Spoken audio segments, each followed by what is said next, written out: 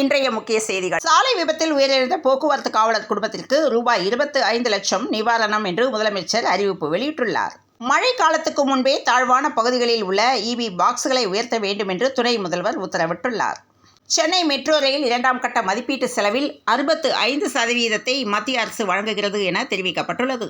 சிதம்பரம் நடராஜர் கோயிலுக்கு சொந்தமான நிலங்களை மீட்க நடவடிக்கை எடுக்கும்படி கடலூர் ஆட்சியருக்கு ஐகோர்ட் உத்தரவிட்டுள்ளது. அதிமுக முன்னாள் அமைச்சர் OS மணியன் சென்ற கார் விபத்துக்குள்ளானது. இதையடுத்து போலீசார் இதுகுறித்து விசாரணை செய்து வருவதாக தகவல் வெளியாகியுள்ளது. சாம்சங் தொழிலாளர்கள் போராட்டத்தை விரைந்து தீர்வு காண முதலமைச்சர் மு க ஸ்டாலின் அறிவுறுத்தியுள்ளார். சென்னை டு மதுரை சென்ற விமானத்தில் நடுவானில் தொழில்நுட்ப கோளாறு ஏற்பட்டது. இந்த நிலையில் தலைமை விமானிக்கு விமான நிலையம் தகவல் தெரிவித்ததால் தலைமை விமானி துரிதமாக செயல்பட்டு விமானத்தை தரையிறக்கியுள்ளார். இந்த நிலையில் 117 பயணிகள் உயிர் தப்பினர். ரூபாய் 24 கோடி இழப்பு. CAG அறிக்கையால் இந்திய ஒலிம்பிக் சங்கத்தின் தலைவர் PT உஷாவுக்கு சிக்கல் ஏற்பட்டுள்ளது. மத்திய அரசின் கீழ் செயல்படும் கடன் தீர்ப்பாயத்தின் செயல்பாடுகளில் திருப்தி இல்லை என உயர்நீதிமன்ற மதுரை கிளை கருத்து தெரிவித்துள்ளது. 121 பேர் உயிரிழந்த ஹத்ராஸ் சம்பவ வழக்கு. போலே பாபாவை யோகி ஆதித்யநாத் அரசு பாதுகாக்கின்றது. திராவிட இயக்கத்தை யாராலும் தொட்டு பார்க்கக்கூட முடியாது என்று கழக அமைப்பு செயலாளர் RS பாரதி தெரிவித்துள்ளார். ஆய்வுக்கு தயாரா? தடுப்பூசி குறித்து அவதூறு பரப்பிய பழனிசாமிக்கு மதுரை மா சுப்பிரமணியன் சவால் விடுத்துள்ளார்.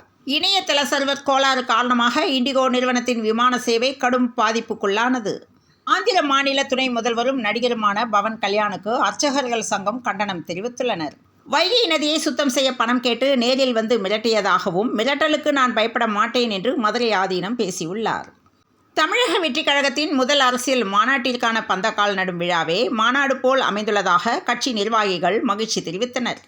சென்னை அடையாறு நகர்ப்புற சமுதாய நல மையத்தில் சட்டப்பேரவையில் அறிவித்த குழந்தை நல திட்டங்களின் தொடக்க விழா நடைபெற்றது. இந்நிகழ்வில் மருத்துவம் மற்றும் மக்கள் நல்வாழ்வுத்துறை அமைச்சர் மா சுப்பிரமணியன் கலந்து கொண்டு இந்த குழந்தைகளுக்கான நலத்திட்டத்தை தொடங்கி வைத்தார். பட்டதாரி ஆசிரியர்களுக்கு 80 நாட்களாகியும் பணி நியமன ஆணை வழங்காமல் இழுத்தடிப்பதா என்று அன்புமணி ராமதாஸ் கேள்வி எழுப்பியுள்ளார். சென்னையில் உள்ள தமிழ்நாடு மின்சார வாரிய தலைமை அலுவலகத்தில் 24 மணி நேரமும் இயங்கி வரும் மின் நுகர்வோர் சேவை மையமான மின்னகம் செயல்பட்டு வருகிறது. இந்த நிலையில் வடகிழக்கு பருவமழையை எதிர்கொள்ள மின்துறை தயார் என்று அமைச்சர் செந்தில் பாலாஜி தகவல் அளித்துள்ளார். சாம்சங் இந்தியா தொழிலாளர்களின் உரிமைகளை காக்க நடவடிக்கை எடுக்க வேண்டும் என்று வைகோ தெரிவித்துள்ளார். கோவையில் நடந்த நிகழ்ச்சியில் குலத்தொழில் தொடர்பாக பாஜக MLA வானதி ஸ்ரீனிவாசன் பேசிய பேச்சு சர்ச்சையை ஏற்படுத்தியுள்ளது. கல்வியில் RSS கொள்கைகளை புகுத்த ஒன்றிய பாஜக அரசு பல்வேறு முயற்சிகளை மேற்கொண்டு வருகிறது.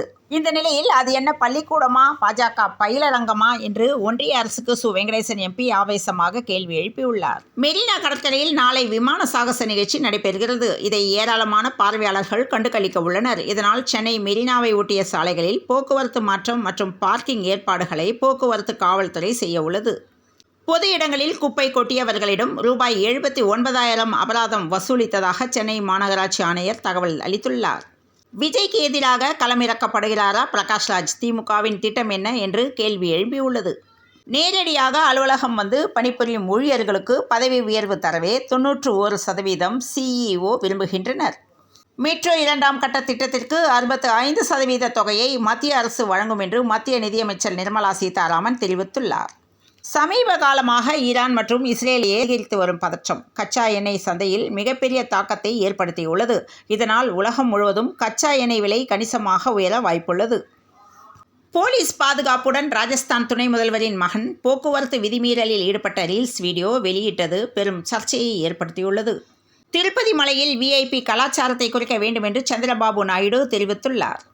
அகமதாபாத்தில் பள்ளி ஆசிரியை ஒருவர் மாணவர்கள் முன்னிலையில் ஒரு மாணவனை ஈவிரக்கமின்றி தாக்கும் வீடியோ வைரலானதை அடுத்து அவர் காவல்துறையினரால் கைது செய்யப்பட்டுள்ளார்.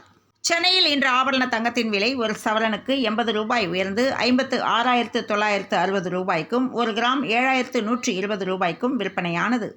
வெப்பச்சலனம் காரணமாக சென்னை சுற்றுவட்டார பகுதிகளில் தற்போது லேசான மழை பெய்து வருகிறது. மதிய வேளையில் மழை பெய்து வருவதால் சென்னை நகரத்தில் குளிர்ச்சியான வானிலை நிலவுகிறது. தமிழகத்தில் இன்று முதல் 9ஆம் தேதி வரை கனமழை பெய்ய வாய்ப்புள்ளதாக சென்னை வானிலை ஆய்வு மையம் தகவல் தெரிவித்துள்ளது. இத்துடன் இந்த செய்திகள் நிறைவடைந்தன. மீண்டும் நாளை காலை செய்தியில் சந்திப்போம். வணக்கம்.